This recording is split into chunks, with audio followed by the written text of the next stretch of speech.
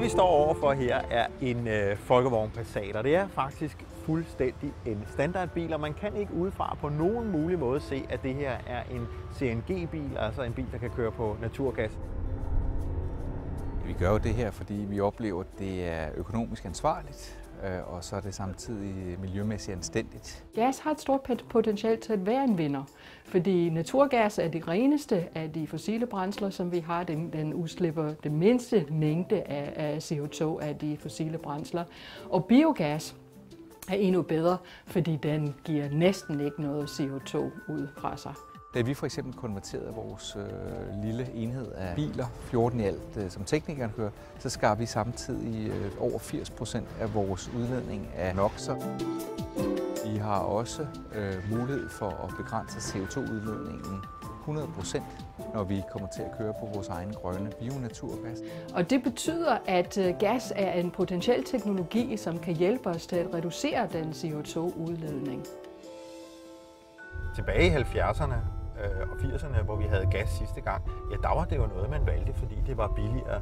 Det var simpelthen mere økonomisk at køre i en gasbil. Og så var der mange mennesker, som sagde, det er okay, den accepterer vi, i forhold til, at den så havde nogle lidt ringere præstationer. I det her tilfælde er der ingen forskel. Den har fuldstændig lige så mange hestekræfter, når den kører på gas, som den har, når den kører på benzin. Det er i Danmark, at vi har et af de mest veludbyggede naturgasnet. Det er kostet rundt regnet 50 milliarder i dagens kroner, og vi kan nå ud i stort set alle dele af landet. Det vil sige, at vi har altså en infrastruktur, som er der. Og der skulle gerne være god adgang til gas. Man kan sige, jamen hvordan kan det være? Vi har ingen skov, som man har i Sverige. Nej, men vi har 25 millioner gris. Og de gris efterlader noget, som kan forgasses, og så kan vi få biogas ud af det. Og det eneste, vi egentlig mangler, det er to ting. Nogle fyldestationer og et incitament til at køre på naturgas og bionaturgas. Her sidder der selvfølgelig en benzinpåfyldning, men ovenover sidder der en lille stus til gaspåfyldningen. Når man tanker gas, så vil bilen altid automatisk køre på gassen, indtil der ikke er mere. Og når der ikke er mere, ja, så slår den så automatisk over på benzinen, og så fortsætter den på benzinen, indtil der ikke er mere der. 14 ud af de i alt ca. 1,4 millioner flådefartøjer, som faktisk kører rundt på gas, naturgas og bionaturgas i Europa, nu er at finde i Danmark. Inklusiv den første fyldestation, som faktisk står ved vores hovedkontor i Odense, hvor blandt andet svenskere og italienere og tyskere, de faktisk kører forbi og tanker. Der er to muligheder for at gøre transport grøn.